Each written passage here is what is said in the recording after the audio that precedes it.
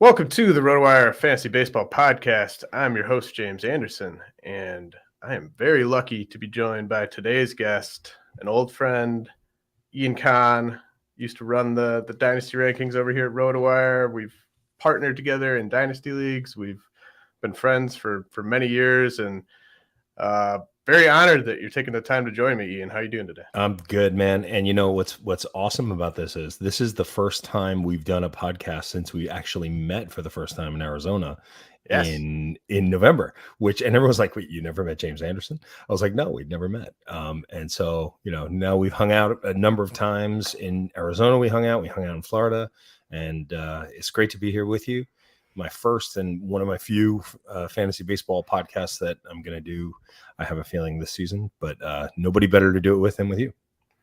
I'm loving this new trend where we're starting to see each other in person multiple times a year. That's right. It's really good. Very exciting. After years of just nonstop phone conversations, we finally get to do it in person. And that was one of the upsides too, was like we were hanging out and I was like, hey, I'm enjoying them as much in person as I did watching, as I did on the phone with you. So that was a very good feeling to have.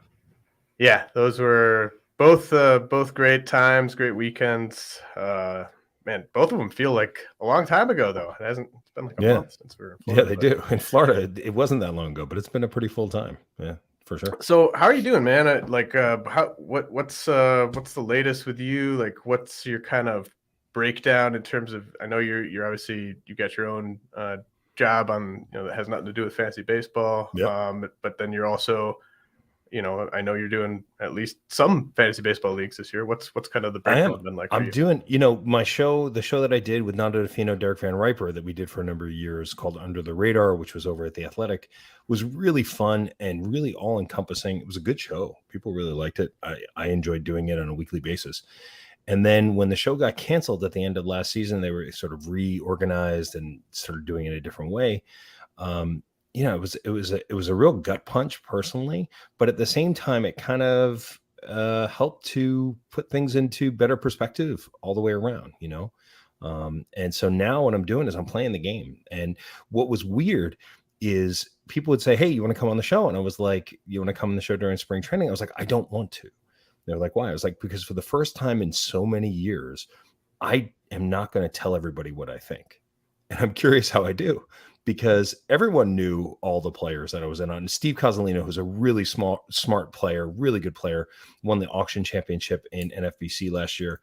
I remember, I think it was last season, he had a list of players because he listened to the show. He was like, these are the guys that I will be bidding against Ian in fantasy baseball this year. And this year, really nobody knows, unless you look at my teams and you kind of say, well, he seems to have gotten this guy everywhere. He seems to have gotten this guy everywhere. And so today I'm going to, tell everybody what it is and who I was sort of leaning on and who I was looking to this season.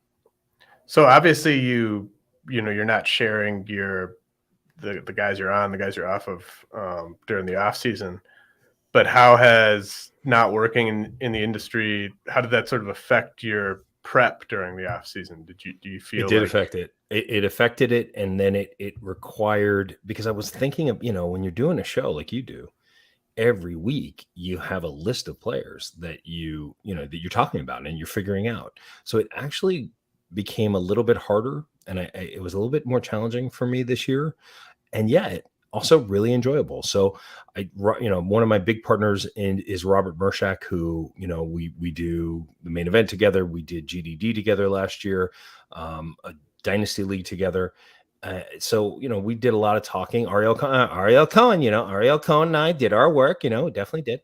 And working on AL only and NL only, which is what AL labor and NL tout, it really makes you get to know the, who the players are and where people stand. So I think there was a period of time, I think in early March, I was like, but then by the time we got going, I was like, no, I know. And by the time we got to the main event, certainly the night before the start of the season, I knew the board.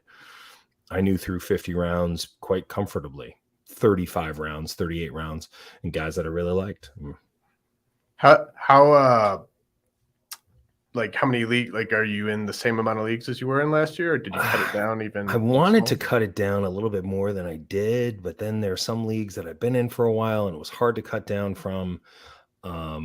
So I'm playing a lot, but it just has a different feeling to it. I think I was obsessed with this game for so very long, and I wasn't sure I was going to say this because it's like, well, why do I want to listen to somebody who's not obsessed? But it shifted a little bit for me at the end of last season because, every year it's like, I want to do this. I want to win this league. And I did. And I want to win this league. And then, going into last year, Mershak was really like, he was like, we have to play in the main event. I was like, I don't need to play in the main event. He was like, no, you have to. Like, people say, you should definitely try up against. And we did great. We won our league with Phil Dussault in our league. We were in the top 5 until the last day of the season when we made this crazy start and put in this White Sox pitcher whose name escapes me because I think I've just put him out of my head. Davis Martin. That is it. It is Davis Martin. You have nailed it. Yes, it was Davis Martin. And he gave up 9 runs in an inning and a third, and we dropped from 5th to 9th. But had he pitched well, we could have finished 3rd, which would have financially been a really big boon. And we lost a little bit of money, but it was okay. But it was like, all right, well, I seem to have done okay. The team, we did well. And so it's taken a little bit of the motivation away, but not the joy of the game. Like, I enjoy playing, but I don't feel the need to be like, I'm going to be the guy in the same way anymore because I'm not talking about it as much anymore, and when you're talking about it every week, it's like, well, this is a major part of my life and it's still a major part of my life. And I still have a lot to say about a lot of players. But it's just a different energy now. It's just a little bit of a different energy, and I'm curious to see what happens because last year, it was my best year ever. Like, I'd never had a better season. With Dynasty, with Tout Wars, with Main Event, with GDD. Like, that was just like a perfect ending. I almost considered retiring. I was like, I can't do any better than that. But then I was like, Glenn Colton was like, no, keep going. And so I was like, all right, I'm going to keep going, and I'm doing it. And then I didn't want to do the main event because I was like, are we really going to finish top 10 again? And Rob's like, no, we're doing it. We're definitely doing it. And I was like, all right. And now I'm super psyched because it's fun. That's the thing about fantasy baseball. If we take the ego out of it, right? Let's take the ego out of it. Yeah. It's fun. It's fun to look at the box scores. It's fun to watch your pitchers. It's fun to watch guys that you believe in do well. And it's fun to have the experience of a guy that you do believe in not do well. Fun isn't the right word, but you're feeling life. You're feeling emotions. You're feeling stuff. Like, and it's not, it has a vibe of being a gambler, right? Like, it's kind of like going to Vegas every night, but it doesn't have and you have the emotional swings of waiting for that card to turn to see if you get 21 or to see if you bust, but it doesn't cost you as much. I mean, unless you're playing DFS, and I've never gone there. Like, I just didn't want to change the game in that way. So now it's becoming more of a sweet feeling, but it doesn't change my feelings that Mike Trout, this is his year, own him on every single team that I could, except for NL Tout, because you can't own him in NL Tout. But we'll talk about all those players, and I think that's probably more interesting to everybody than my philosophies about, but I thank you for asking. But yes, that's how I'm thinking about the game this year, and we'll see how it plays. So you sent me some of your targets and fades and stuff, and the first guy I want to talk about was the target who I wish I had a bunch of, and kind of realized right before opening day that I don't have that much of it all, and that's Andres Gimenez. Someone that it's tough. It's weird when you go through. I'm in over 20 leagues. Some of them have like a keeper or dynasty component, so you're not gonna be able to get a guy like Gimenez in those. But he was someone I wanted all draft season. I think I only ended up with him in 2 auction leagues. And I think that's the reason why I didn't get him in the snake drafts, is because I was always getting a pitcher where he goes. But that can be scary because that's sort of how I missed out on having a bunch of Austin Riley last year, is I was just always taking a pitcher where he went. And now I'm worried that the same's going to happen with Gimenez. Don't have enough Gimenez in my life. What about you? I have so much Gimenez in my life, and I didn't really want to have so much Gimenez in my life because when I was just looking over all my teams, I was like, yeah, Gimenez is on this team. He's on this team. He's on this team. I don't have him in AL Labor. I do have him in the main event. I have him in TGFBI, I believe, with Chris Dolan, and do have him in XFL. So what I find is I try to diversify, and not for safety, but for fun, right? I want to diversify for fun. Steve Gardner and I traded for Andres Gimenez and Christian Javier in the XFL right before rosters locked, and we got them on good prices, good deal. And so I was like, all right, I got my Andres Gimenez, I've got my Christian Javier. I don't need to get them anymore. The problem is I liked 15. We had the first choice in our main event, and I was listening to everybody this whole offseason, like, what's the best spot? What's the best spot? 15 is the best spot. Best spot this year for me. I thought 15 best spot, because my goal was to get Mike Trout in every draft. And I tried at 10. Can I get Trout at 20? Maybe, possibly, I'm not going to jump to 10 with Trout, but I want to get Trout. What if somebody else is feeling the same way I'm feeling about him? So for Gimenez at 75, 76, when he's sitting there, and I'm choosing between Andres Gimenez, Robbie Ray, who else was hanging out around there? Like Camilo Doval and all these other, Framber Valdez is someone I think. Now that's one that you could make the argument that that we misfired on, not taking Framber Valdez, who was a target in many, many drafts. And I love Valdez, but we took, I'd tell the story within the story was Mullins was our target in the third, fourth with a 46th pick.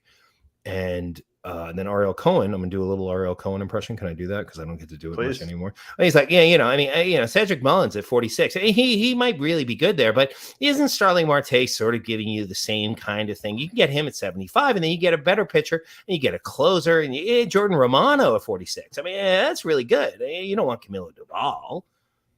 So I agreed. And so we got to the main event, and I said, it was so crazy. We were in the main event where Jordan Alvarez went 1 and Strider went 2. I don't know if you saw that this happened. I did not see that. Yes. Now, it all actually balanced out after that. But as soon as that happened, I was like, well, we're getting Trout. I know we're getting Trout, and we're going to get Freeman. I was kind of hoping Witt would fall to us a little bit, like, is possible now that Alvarez and Strider go 1-2, and they've actually been quite excellent, both of them. And it's not, and the rest of the draft wasn't as crazy as that. But so I said, we got to 3-4, and Gausman was there, and I wanted Gausman at the end of the third, 45th pick. Gausman fell. That was the pitcher I wanted more than Castillo, frankly. Castillo made me a little bit nervous, shoulder issues from the past, but I was like, Gausman, I was worried about him coming into spring training because of the new time clock. But then all of a sudden you're watching that pitch dive, and it's like nobody can hit him. Even in the AL East, he doesn't have to face the Yankees as often, the Rays as often. Gausman. And then it was Romano or Mullins. And I was just like, man. So we went Romano. And Rob's like, you sure we really want Mullins? I was like, yeah, I know, but he could fall. There was one draft where he fell to 82. So maybe he falls. He probably won't, but Mullins fell to 75. So we ended up getting Mullins at 75. And then we had Gausman, we had Romano, which is not at all what we did last year. We took 4 hitters to start and then took a pitcher 5-6. I didn't really like the pitchers at 5-6, and I love the pitchers at 7-8, and that's what Rob said. So I was like, hey, Valdez fell. Maybe we go, we're definitely going Mullins, but maybe we go Valdez. And he said, yeah, but we've got Kershaw that you love at 105, and Snell is still there, which we were considering at 75. Those guys are still there. Lance Lynn is there at 105. So that's what the final decision was, okay, let's go. We'll go with Gimenez, and that's how we got more Gimenez in our lives. And also, look, with Altuve going out, second base pops up. You got to get your second baseman. And we actually ended up getting Altuve in the 20th round, which is super exciting. But so that's how Andres Gimenez, even though he's on so many of my teams, ended up on that main event team. And I was like, look, a lot of this year, it was like last year, a lot of it was about Jorge Mateo. It was like, I'm going to need Mateo to perform. And he did. He's got to hold that spot. Andres Gimenez needs to perform this year. Otherwise, it's going to be challenging. Yeah, no doubt, but off to a good start. And I think he's, I think he's a really nice pick there. Let's talk about the 2 Orioles that you loaded up on. They both have 4 stolen bases and a pair of home runs in less than a week's worth of games. Cedric Mullins and Jorge Mateo. Mullins has started against both the lefties they've faced. So, you really have nothing to complain about with those 2 Orioles. was it just kind of a thing with the market not being right on those guys, or do you see like another level there? What was the exact thinking with those two Orioles? We had this conversation a year ago when it was, is Mateo a good baseball player and is he a good fantasy player? And last year he was going in the 19th round, and I was like, he shouldn't be going in the 19th round. He's going to steal 30 bases, because I go back to the prospects, right? I always go back to the pedigree, and he was Billy Hamilton with power, and the glove was always the question.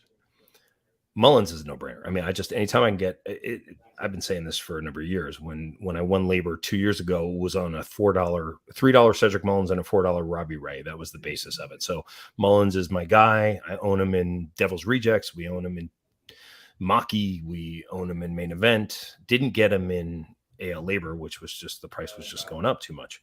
We do have Mateo in AL Labor. And the reason behind that is, from my perspective, is Wilson Karaman, who's my partner in Devil's Rejects. I was like, no one is buying Mateo. Like, he's less expensive this year than he was last year. And Wilson just said, man, that's the best glove in baseball at shortstop. They're gonna play him. I was like, they're gonna play him. Come on, let's go. 55 stolen bases, 60 stolen bases. And then I listened to what he said. They asked Mateo, it was about 2 weeks before the season started. Someone said, do you think with these new rules, you could steal 50 bases? And he thought about it, and he went, yes, I do. And they said, okay, do you think you can steal 60 bases? And he said, well, let's not get carried away. And I thought, all right, well, he's going to be able to steal 50 bases at least. So I'm in, and he's going to play. And now he's hitting. Look, he still stinks with 2 strikes. He's still chasing. He just did to DeGrom. He's going to chase 3-2 pitches that are up. So, but he'll give you it. This is fantasy baseball, and his glove will keep him in the lineup. So for me, in AL Labor, I bought him for $10. Last year I bought him for $3. This year I bought him for $10. I wanted the speed. He's giving me the speed. He's hitting the ball. He's more mature. He's bigger. He's stronger. I still believe at the price. Look, if he was going in the 12th round or the 13th round, no, better choices. But in the 22nd round, 23rd round, come on. Well, who do you rather have, him or Adalberto Mondesi? I take Mateo. Yeah. I think a lot of people just sort of see that wave of infielders they have at AAA and kind of assume that you're not guaranteed a full season of Mateo, but the glove aspect is true, and the he just needs to be a little bit better than he was last year, and he shouldn't have any trouble holding that job.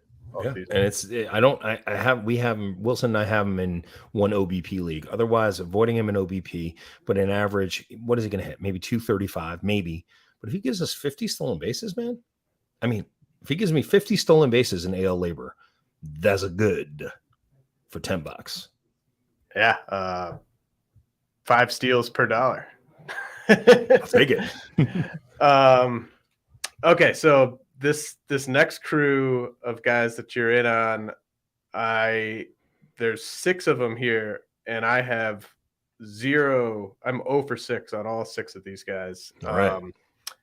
And so it's Josh Donaldson, DJ LeMahieu, Chris Bryant, Kyle Lewis, Joey Gallo, and Hunter Dozier.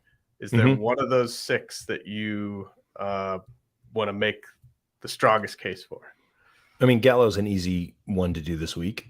Let's do Donaldson, because so far it looks crap and he just got hurt. But I'll tell you what the thought process was. I saw him hit in spring training, and he hit a lot of his home runs last year. Just seemed to, not home runs, a lot of his long fly balls seemed to land like 3 feet in front of the fence. He changed his stance a little bit. A little funny thing about Ariel, I don't think he's going to mind me saying this. Like, I used to talk to him all the time about, like, don't tell everybody what you're in first place. Stop talking about it. Like, don't do that.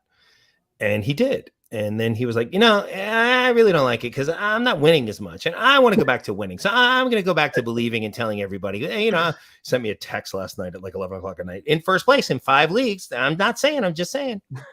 Well, there's something to that.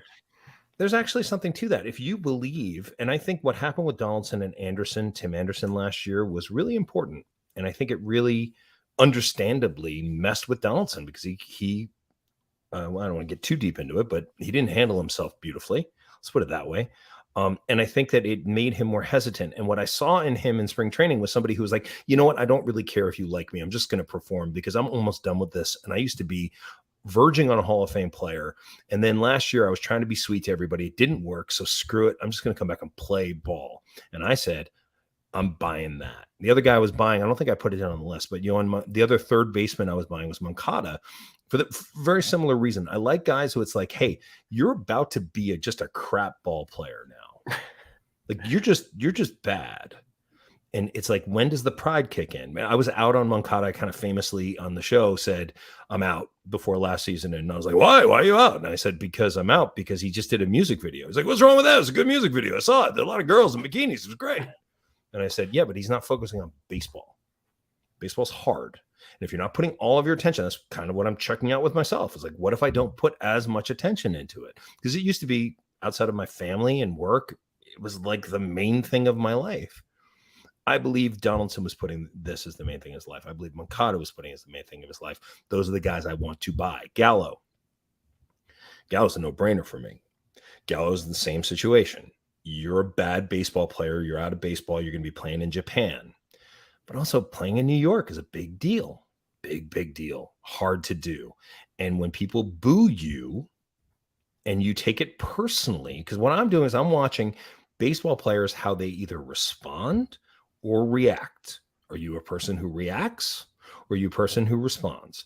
Joe Gallo is a person who reacts. Just does. How is he going to do when the energy is much chiller in Minnesota? I believe, well, I think it's worth a shot. So I'm going to reach from, and this is a guy that I would have been talking about all off season. And maybe his ADP wouldn't have been 376 in the main event. And we went and got him at 325 or whatever it was. We won. I have him in AL Labor. I have him in main event, have him in TGFBI, have him everywhere because the price was so low. So it's not that I think these guys are going to be all-stars again, but I think that for the price, these are guys that I'm looking for. I'm looking to buy.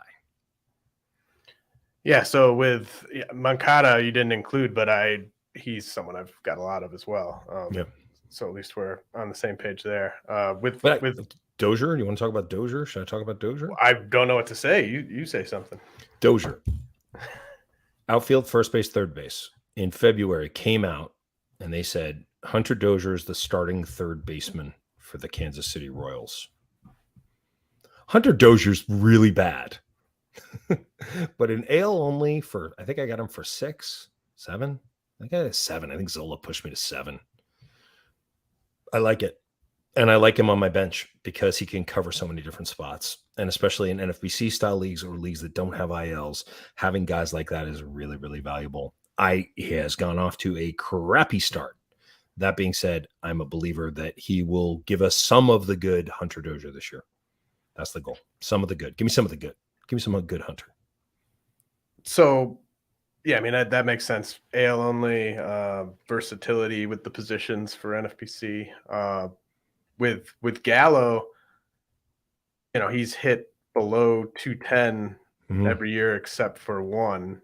So when you take him at that discounted price, how are you sort of monitoring his batting average? Like, before the season, are you saying if we get to the end of April and he's hitting 185, then we just bench him? We cut him? Yes. What's the plan there? Yes. All of that. First off, I grabbed him in XFL with Steve Gardner. That's an OBP league. I want him in every week.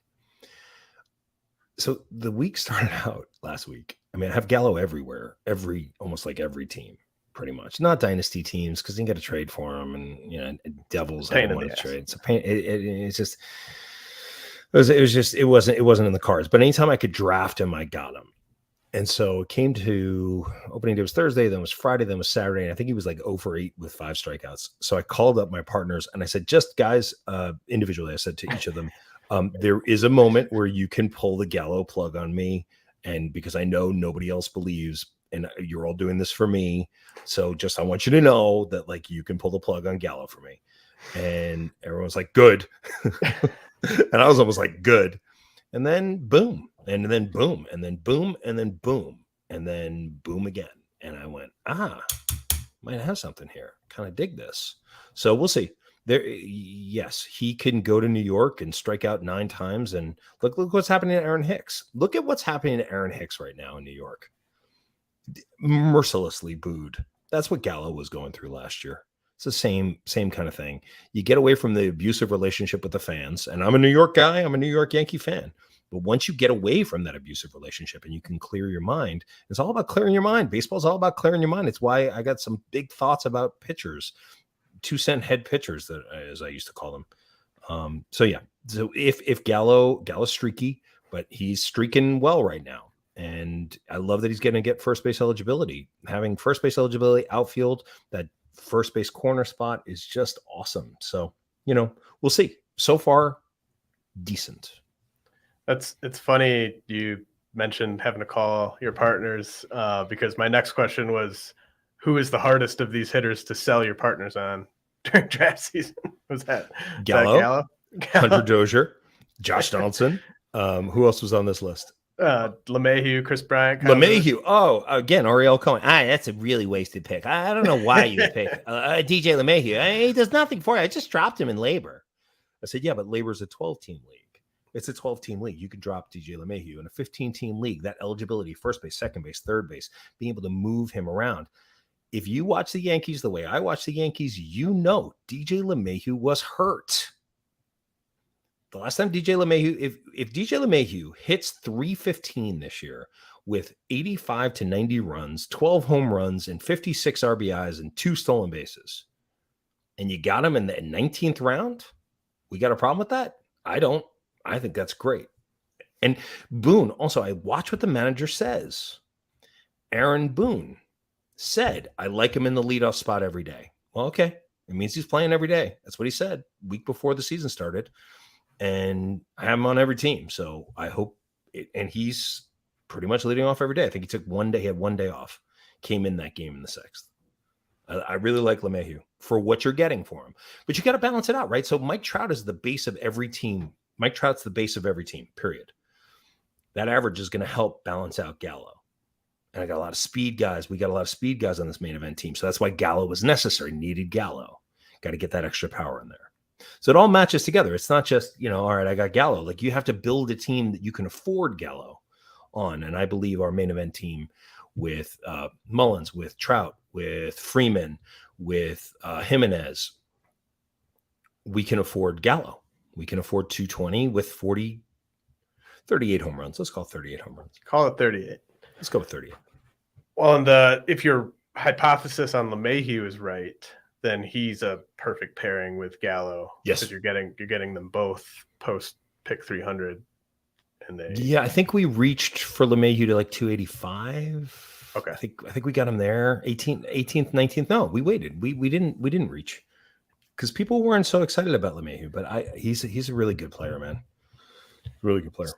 So with Chris Bryant, that's just a feel. That's just. I was basically taking.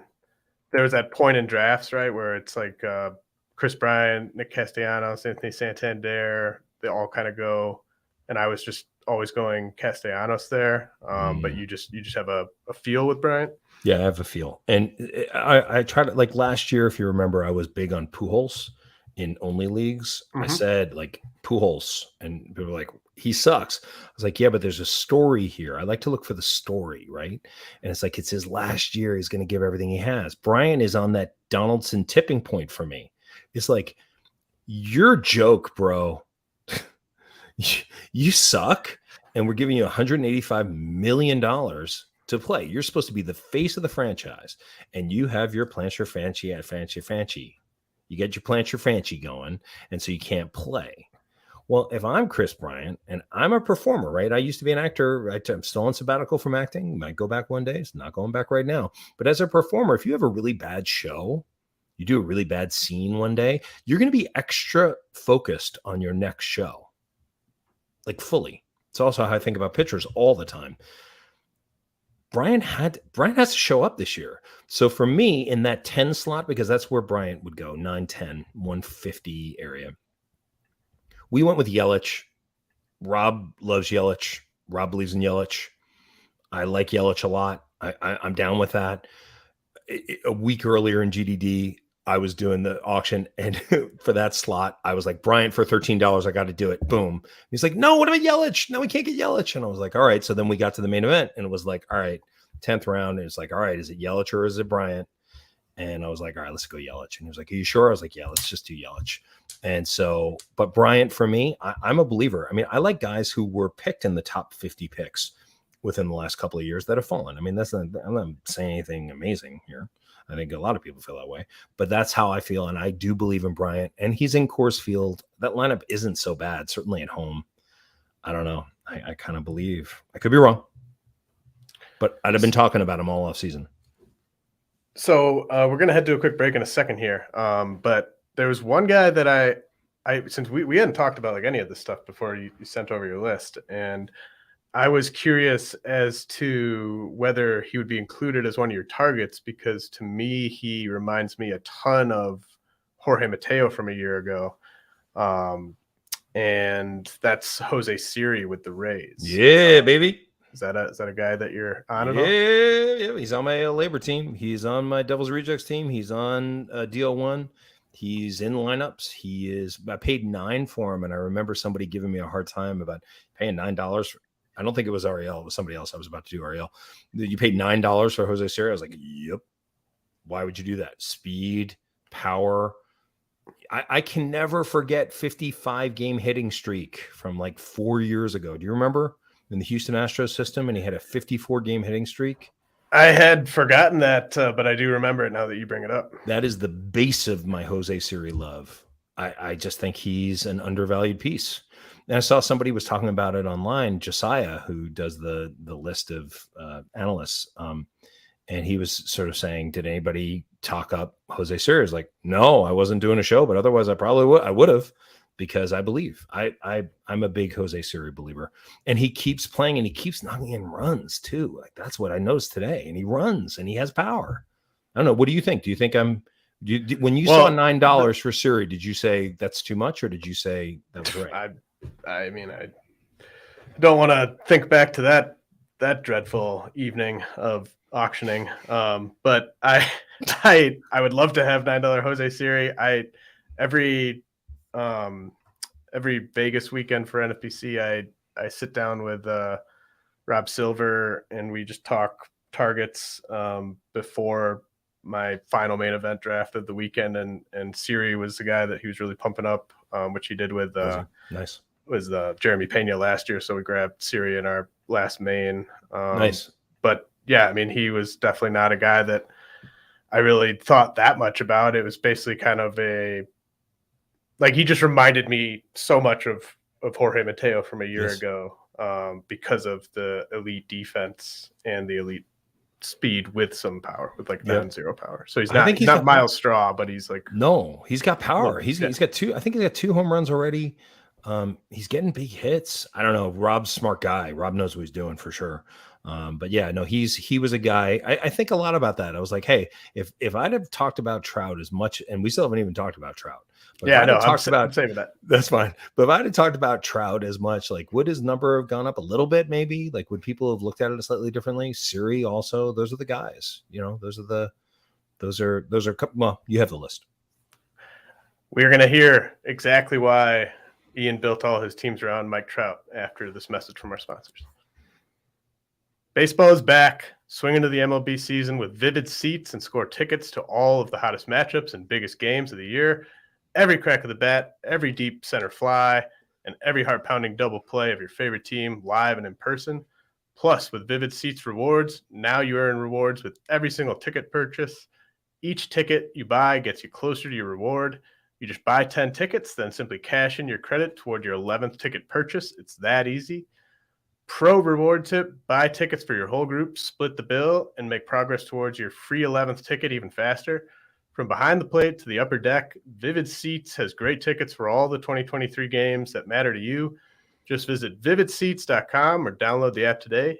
Vivid Seats, experience it live. See vividseats.com/rewards for terms and conditions. I'm actually gonna replug Vivid Seats, because I used to talk about Vivid Seats all the time on the show, and then now they're there. Vivid, oh yeah, Vivid what? What are you talking about, Kahn? And he would, but I use Vivid Seats all the time. I really do. And go to Yankee games. Last night, I was looking for seats because we live pretty close to the stadium. We live within a 15-minute train ride to the stadium. And so my older son and I were thinking about going to the game last night, but he got home too late. And so we didn't. But Vivid Seats, man, we were always like, we should be getting, because I would talk about it a lot on the show. And so now I'm glad that they're supporting your show. It's good. It's good. Absolutely. And speaking of the Yankees, my main event partner, Todd, just texted me saying Clay Holmes strikes out the side during the save. So that is good. That's fantastic. Fantastic news after his rocky first outing. All right. So Mike Trout, most owned player. And then just kind of an aside, his teammate Shohei Ohtani was tops on your fade list. So I was thinking we could kind of lump them together and give me the pro Trout and Kahn Ohtani take. Okay. Yes, for sure. Now 15-16. Ohtani's not falling to 15-16. Right. If Ohtani falls to 15-16, got to take Ohtani. Probably. Yeah, probably got to take him. But 6-7, Ohtani, 8, Ohtani. No, not for me.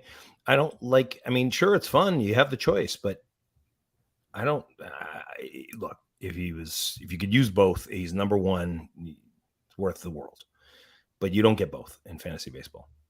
So for me, then you're buying a hitter who has double the chances of getting hurt, which doesn't kill me. And I don't, that's not why, but I don't know. He's just not, I'm not going to win a championship with Shohei Ohtani. I like the flexibility, but I'm going to say why Trout. So at 15, why Trout? Why Trout at 16? Never 15, always 16. Because I'm going to take, but we took Trout over Betts. Here's why. All psychological. Mike Trout also hit 40 home runs and 410 at-bats. This is what I said to Eno Saracen. Then Eno put it in his article the next day, which I didn't even realize because then I read his article and I was like, oh, it's a really good point. And then somebody told me that he said that on his show that it's something that I had said to him. Here's what I said to him. In AL labor, Dave Adler from HQ owned the record of 106 for 9 years. And then in 2021, I broke the record from 106 to 110.5. The very next year, Saris came and wiped that off the table. Using this theory, once you break the 4-minute mile, anybody can break the 4-minute mile. If Mike Trout stays healthy for 162 games, which is very unlikely, I am saying here there's a 10% chance that in September, we are talking about Mike Trout possibly breaking Aaron Judge's record for most home runs in a season. That's what I believe. I believe he can do it. I believe he's the best player of this generation, has never really proven it. I also believe that psychologically, this is his last shot to hold Ohtani. Ohtani's going to leave. He's going to go to the Dodgers. He's going to go to probably not the Yankees. He'll probably stay on the West Coast, but he there's nothing keeping him in Anaheim. Nothing. Los Angeles. Trout knows this. If they don't make the playoffs, Ohtani's gone, and maybe he goes to San Francisco. I believe that level of intensity, that level of focus is going to lead to the best season we've seen from Mike Trout in 5 years. Now, he's not going to steal the bases that Mike Trout used to steal, but from my perspective, I believe that Mike Trout is going to be in the top 3 or 4 AL MVP, if not the MVP of the American League this year. That's why I didn't want to pay 33 for him in AL labor. I would have gone to 35. I paid the 16th pick in the draft with Rob, no brainer. Everywhere. Just got him everywhere I could. He's on every team. Does that make sense? Does that sound crazy? Does that sound just like, or does that make sense? Makes sense to me. I don't think that's a reach at all, taking him at that 1-2 turn. I mean, that's the benefit of picking at that back, kind of the back third, is yes, you're just going to absolutely love your first 2 picks pretty much no matter what. And so everyone's kind of sifting through those same 7 to 8 hitters that go around there, and Trout's in that mix. And then it's just a matter of how many games you're projecting him for, what's your plan for stolen bases if you take Trout. But the idea that he could be this year's Aaron Judge doesn't seem very far-fetched considering he's the best player. That's right. That's it. And, for years, he was the number one pick. And now we're getting him at the first pick of the second round. And we get Freddie Freeman. So we're also setting our average is in really good shape. Our runs are going to be in really good shape. I wish it was an OBP league. It would be a different conversation. It was an OBP league. But yeah, no, Trout was the absolute target. And so much of the way I play the game is through feel. I just look at a player and I go, do I want him? I don't really want him. No, I don't want him. Like Ohtani, I don't really want it. I don't. Corbin Burns, I don't want it. I'm not interested. Like, he's on the fades. Like, no thanks. I think early 150 that Rob and I did, like in October, November, he fell to 16. It was like, we kind of got to take him. But I was like, here, if Burns falls to 16, we got to let him go. Cole was a different story, but Burns, I just don't, we traded for him in GDD in August or like July, I think it was August. And he really struggled. And like that actually has an effect. But as I was going through the list, I was like, Pete Alonso, no, I don't want Alonso. Riley, maybe, no, not really. Trout. Oh yeah, Trout. I want Trout. Every draft, I'm like, oh, Trout. I want Trout.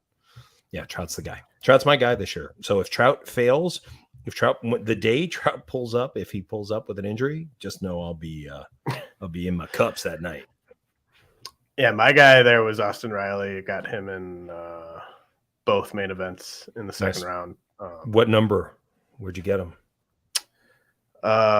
So I did 3 mains. I got him in the 2 I did with Todd. But the one, the best one was we got Acuna at 3, and then Riley came all the way back down to 28. That's beautiful. So just pairing those two. Dude, I'll never forget. Austin Riley is a James Anderson play from the years and years ago when we did the original draft of RDI.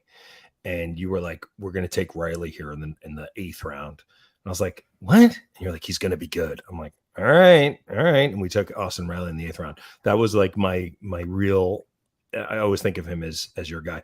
You're playing 3. I'm just doing 1 main event. I'm just doing 1. We did 1 last year. And Rob was like, let's do 2. I'm like, no, I don't want to do 2. I just want to do 1. Like, I just want to focus our attention on the 1. Like, that's enough. And everyone's like, well, if you're only doing 1, you're not really playing the main event.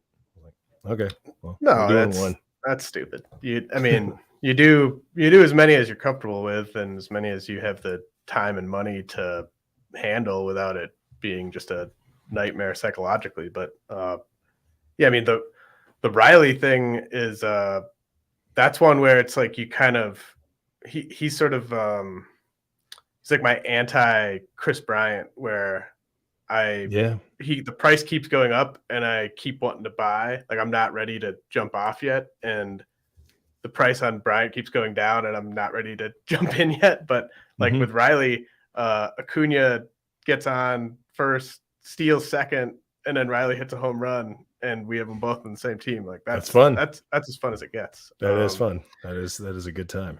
So yeah, but going Trout there makes a ton of sense to me. I am going to be hoping that he stays healthy just for your sake. Thanks, bro.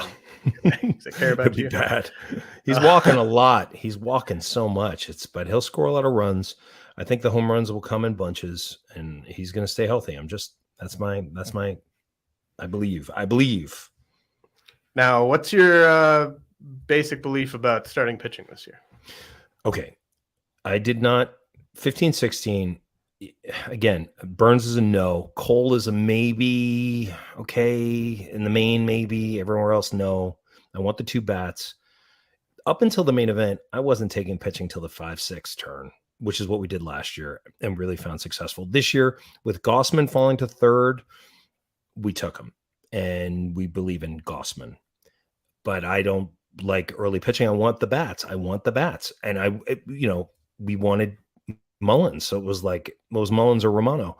And also with closers, it's like, I don't want to pay for closers at all. But if Romano falls to 46, and I believe in Romano as a top 3 closer now, right? With Diaz gone, kind of got to take him there. It's you're not really paying the inflation that you're paying everywhere else. I mean, maybe you are a little bit, but not really that much. I don't believe in Helsley as much. Like, Romano is like the guy. I really do believe Romano's the guy. I believe Clase is the guy, though that is a little worrying with his velocity down. And Hader is the guy. But then I wanted the pitching starting the 7th round, 105. Clayton Kershaw was my absolute target. 100%. 100%. That's the guy. Have him in NL Tout, have him in TGFBI. Definitely have him in main event. Have him in Maki. And here's why. So I'm just going to do Ariel again. Well, you're only going to get 140 innings out of him. So, here's what you got to do. Like, I literally bought him in NL Tout, and at the break, he says, really good buy on Kershaw, $19. Really good buy. Got to trade him in the first month. And I looked at him, I'm not trading him. He said, no, you got to trade him. Like, that's what you got to do with Kershaw. You got to get him and get him at a good price. You got him at a good price. Use him for a month and trade him for something else so he doesn't break. I said, yeah, I'm not trading him. He's on the team the entire year. Well, why would you do that? Well, here's why. Now I'm just going to stop talking to Ariel and I'll talk to you. The Dodgers aren't going to be quite as good this year as they've been the last couple of years. They're going to have to win this division this year. Now, yes, he could get hurt, and there is an injury risk to him for sure. But I think he could pitch 180 innings this year. I think they need him to pitch. They need him to be the ace of that staff along with Urias. Whereas last year they were up by 15 games in July or whatever. I think that's what it was, or maybe it was the year before. But it was like, yeah, go Clayton, go take 3 weeks off and go rest up for the playoffs.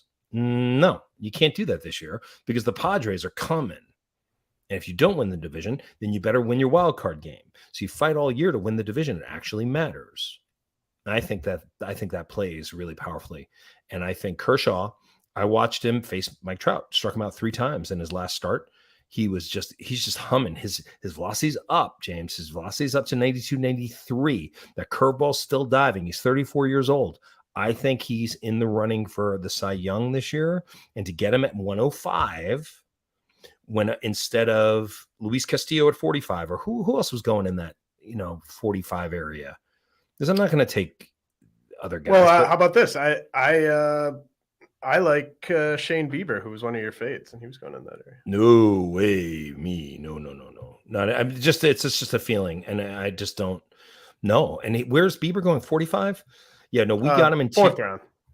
We got him in TGFBI at 75 or 70. 4th round of main events. 4th round of main events. Yeah, no, I no. For me, I'll take Kershaw in the 4th, and I'm not going to have to. For me, that's just for me. I'm not a Bieber guy this year. I'm not.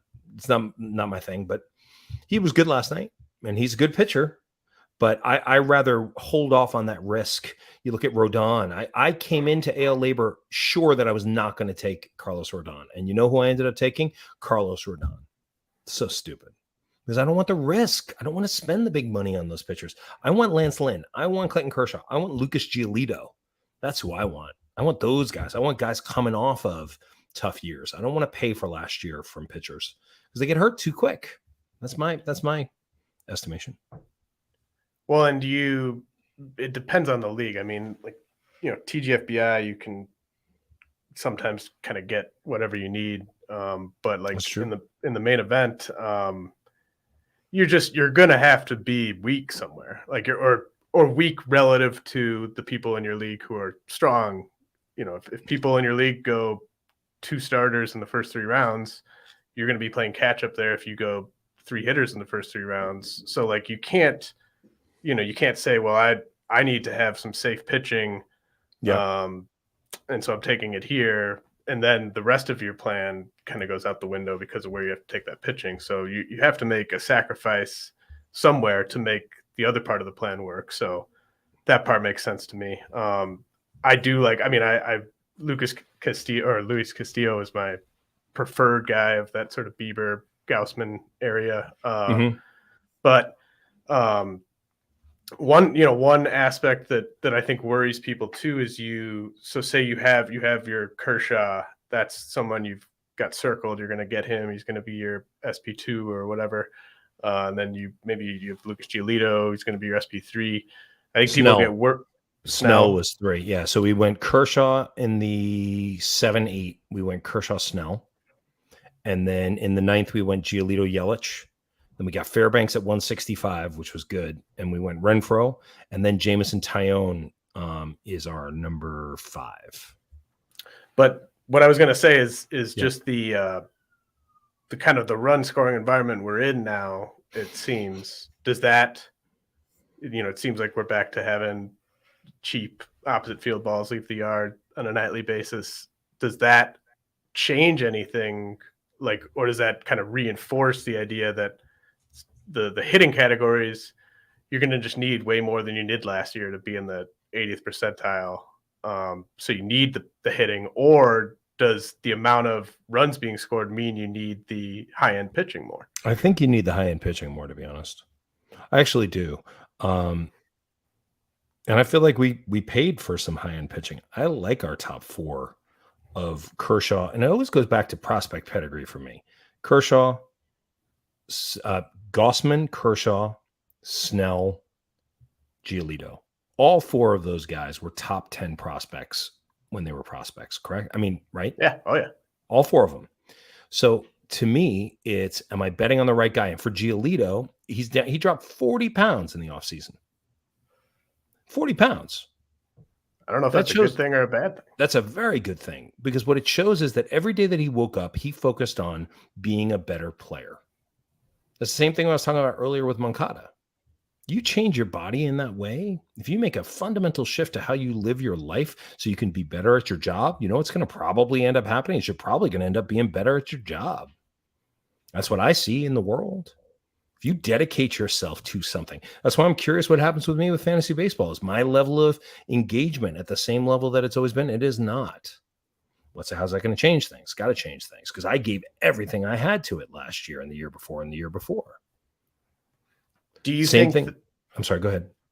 Do you think that I should ask this earlier, but like, do you think not being on the podcast and kind of probably having fewer, exposure to different opinions, do you think that maybe even helped your prep a little bit, that you didn't have? No, I don't think so. No, I don't. I do not think it helped my prep. I think having Nando and Derek with me on a weekly basis, with the three of us just talking over these players, helped me to crystallize things in a much more significant way.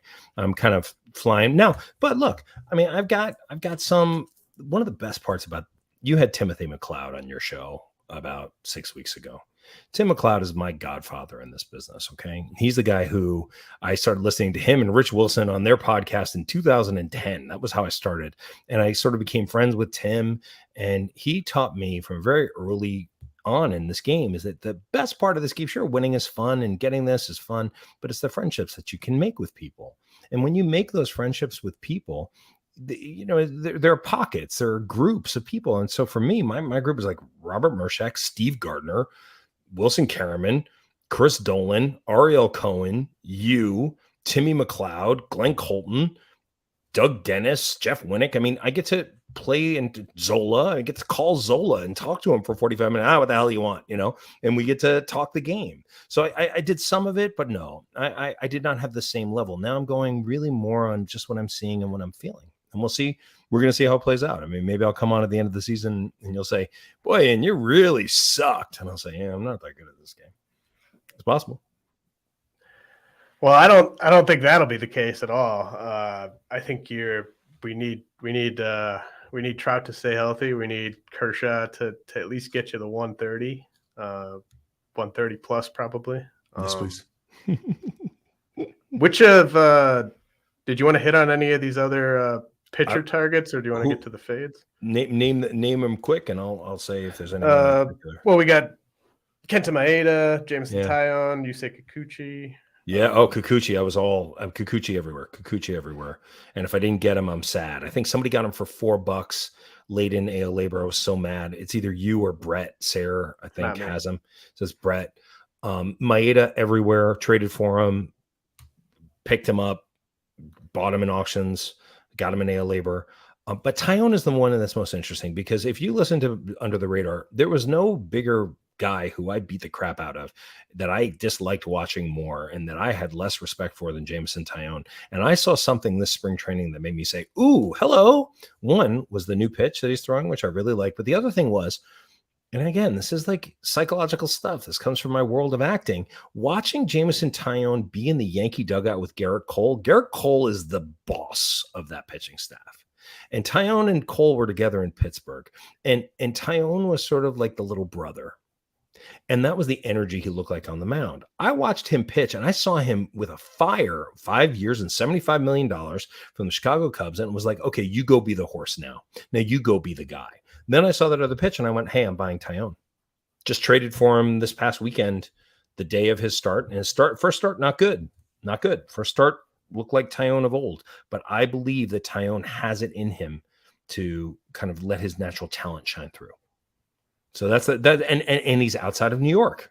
That's another thing. It's like he was the number 2 pick in his draft by the Pittsburgh Pirates all those years ago. He's a big hoss of a dude.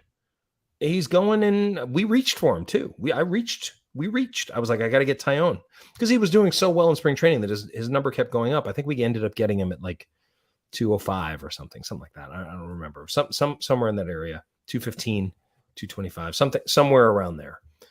He was a guy who I really believed in. Do you think that holds water? Do you see that? Do you think there's any chance Taillon? I got him in NL Tout Wars. You know, if I like a guy, I've got him. Do you think that's crazy? I think he's a good pick in the early 200s.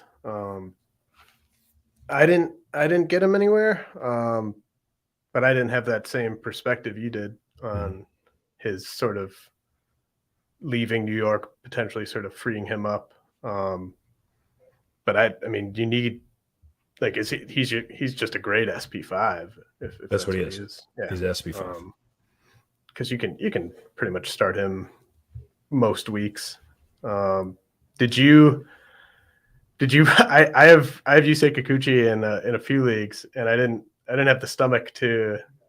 He's burned me so many times the past 2 seasons that it's just so hard to trust him on a tough 2-start week. But you know, do you have any? I had the same stomach questions, and it was Steve Gardner in XFL. And Steve said it was either going to go Marquez.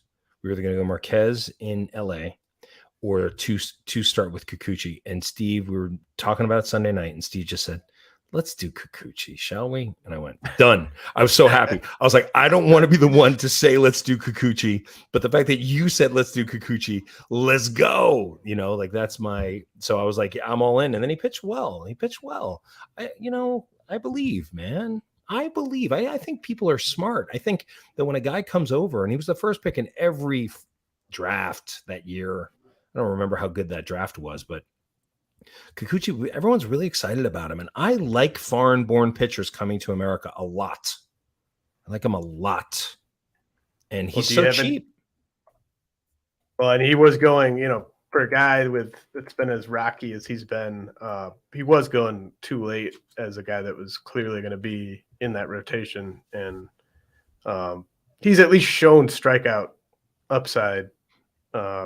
He just hasn't really put it all together for. I just love the moxie on the mound, man. And I read an article today where he was talking about they were saying how the manager was saying how much everyone's pulling for him, and how you don't get to see Kikuchi in the clubhouse. You don't see him on the plane. You don't realize what a good guy he is, and how everyone. That's what I'm looking for, guys. When a guy hits a home run, the last thing I want to see is a freaking replay. All I want to see is I want to watch that guy go through his dugout and high five his teammates and watch how he reacts with his teammates, because that tells me everything. Tyler O'Neill is not a guy that I like. I've been on record about that. Right?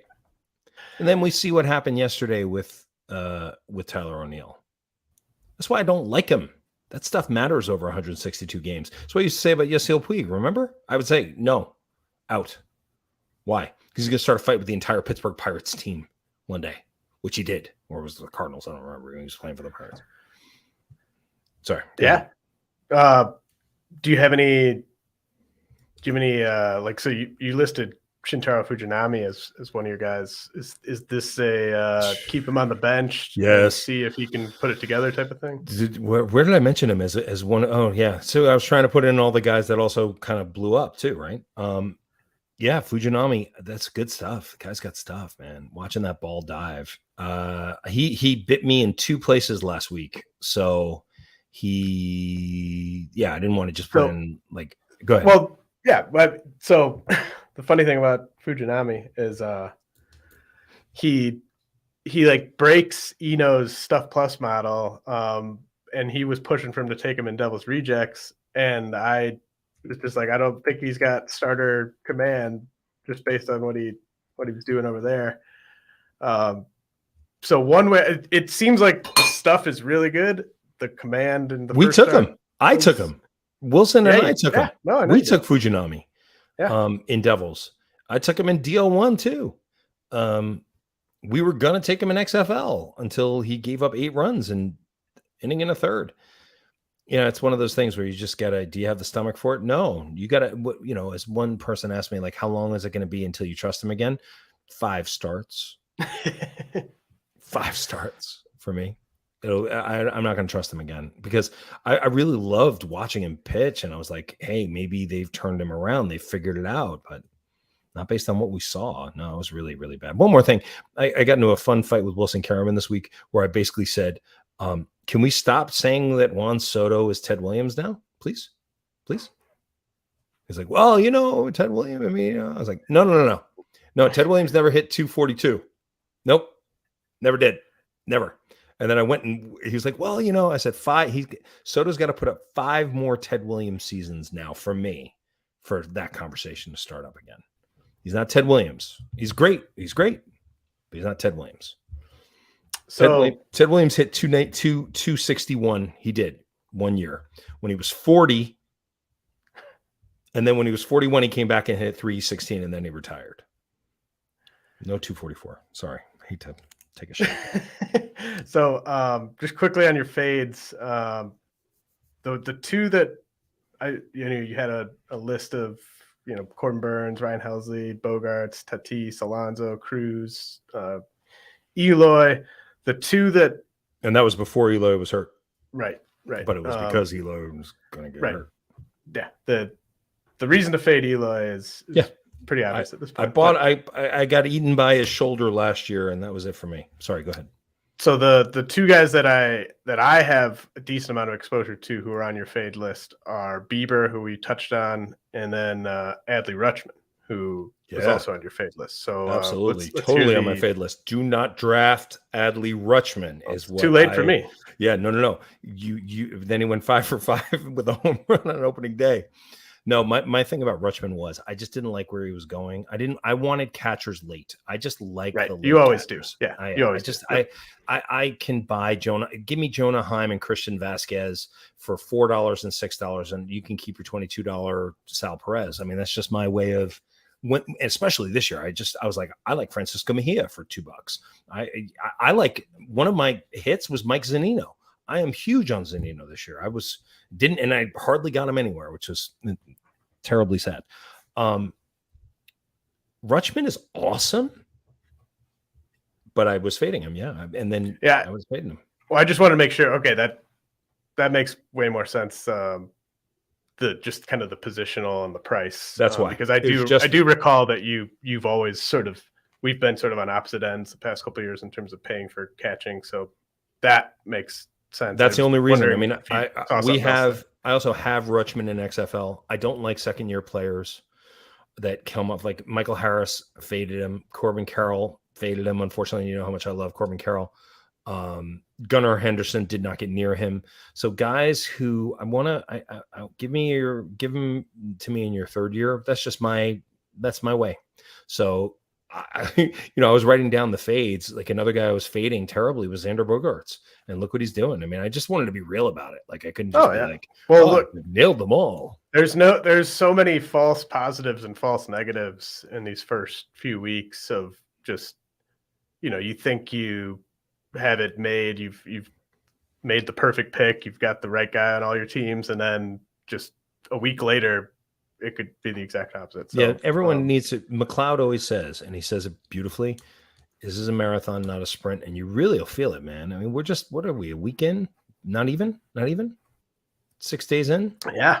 So this will be the 7th day. Yeah. So we're everybody's good. Everybody's good. Everybody enjoy. Everybody just have fun. It's fun. You're not gonna, you're not gonna make $200,000. One woman will, one guy will. But other than that, it's really for the joy of the game. And like I said, the feeling of blackjack is like, oh my God. I like watching my pitchers. Don't give it up. Watching Kyle Finnegan last night. Oh, yeah, man. We got him in the 19th round. I was feeling so good, James. It was like 19th round. We just set the low on, or the high or the low. I don't know what you said. Well, and killed us last night. Is that going to end up being a good thing for my guy Hunter Harvey? I think it is going to end up being a good thing for your guy Carl Edwards. No. Maybe. Come on, man. Think back to the days. No way. Hunter Harvey over Carl Edwards. Okay. I'm going down with that. Okay. What do we got to hit on before we say goodbye? Do you want to give a state of fantasy industry or anything like that? State of the fantasy industry is good. I was at the Tout Wars event. I brought my wife. She was like, look at all these lovely people. Everyone's so nice. I think the one thing I would say is let's all be kind to each other. It's just a game. It's just a fun game. Let's just have a good time. And anytime we start to, the same thing I was talking about with reaction versus response with baseball players, same thing in life. If we are in a state of reaction in our lives, we're going to be unhappy. Hard to stay happy when you're in a state of reaction. And here I am. I don't know why I'm saying this. It's a very wise man that I watch. And he was, the guy's name is Sadhguru, Sadguru, Indian guy, long beard. I like him a lot. He's not a guru to me, but I like him. And he was talking about something about getting back at somebody. This is what he said. He said, the moment, and I'm not going to do an impression of him because that would be disrespectful. Sorry, Ariel. Ariel likes the impression, so we're good.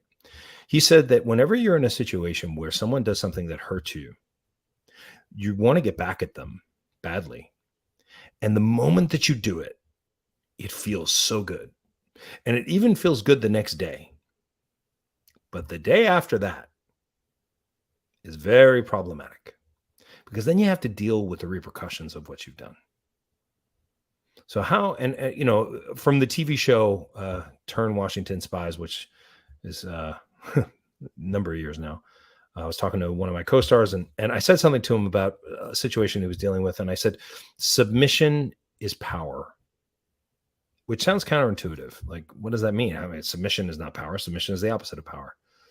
But if we can go through our lives, not in a state of reaction to people and getting angry at people or getting frustrated with people and answering on Twitter and doing things like that, then we hold the power within ourselves.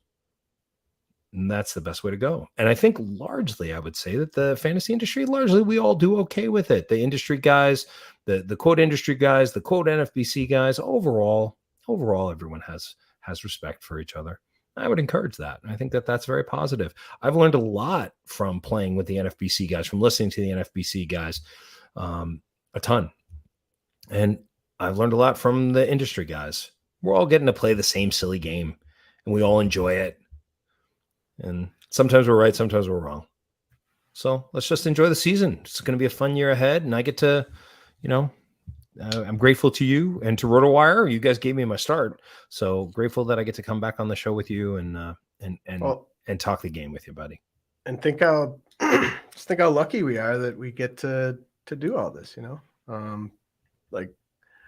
can't imagine a more sort of out there pastime than just being super into fantasy baseball 12 months a year, but it's a great distraction. It's a great way to meet people, as you were saying with Tim, and just a lot of great friendships that I'll always treasure, including yours. And it's just a really lucky thing that we get to just have this as something that can distract us from other stuff going on. So yeah, some of the more challenging realities of the world, and then we get to see, did he get through 6? Not for a quality start, but here we go. Let's go. F yeah, that's my big line. F yeah. Like Jorge Soler hits another home run and NL Tout, not labor.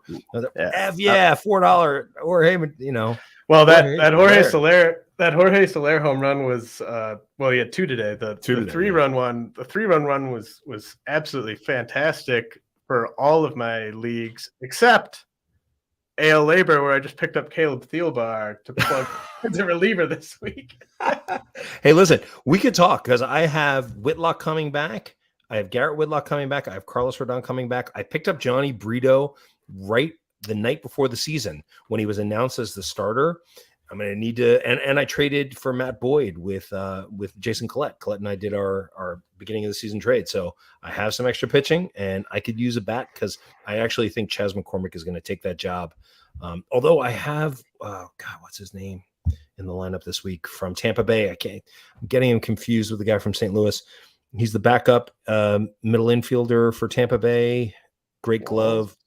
Walls. Taylor Walls. I suppose Taylor Motter. I get Motter. Taylor, and he's playing. So but I would like to fill that spot a little bit better. That utility spot. Well, I don't know if I have anything to trade because it's literally been adding insult to injury for me because I had Altuve and Robbie Ray, my most expensive pitcher, my most expensive hitter, and then insult. Oswald Peraza and Akil Baddoo are opening the year at AAA, so I can take the blame for those two. But I just I'm so decimated kind of across the board that I don't know if I have.